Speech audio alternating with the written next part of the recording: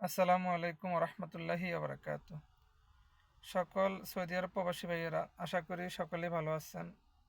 আলহামদুলিল্লাহ, দোয়া করি আল্লাহ পাক সকলকেই ভালো রাখুক। যাই হোক, অবশেষে এবার যদি সৌদি আরব প্রবাসীরা একটু শান্তিতে থাকতে পারে আর কি।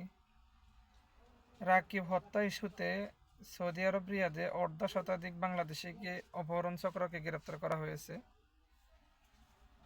তো আলহামদুলিল্লাহ, এতে আমরা খুশি হওয়ার একটাই কারণ, কারণ ওদের কারণে প্রবাসীরা অনেক আতঙ্কের মধ্যে থাকতে হয়, বাইর হইতে পারে না, কোথাও যাইতে পারে না, কাজে যাইতে রিস্ক, কাজ থেকে বাসায় আসতে রিস্ক।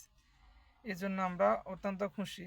তো আমরা চাই এই সমস্ত অপহরণকারী চক্রকে এমন কঠিনতম কঠিন থেকে কঠিনতম শাস্তি দেওয়া হোক, যেন ভবিষ্যতে কেউ এরকম সাহস করতে না পারে যে এই ধরনের কারো মায়ের বুক খালি করতে না পারে, কারো মায়ের কোল যেন খালি করতে না পারে।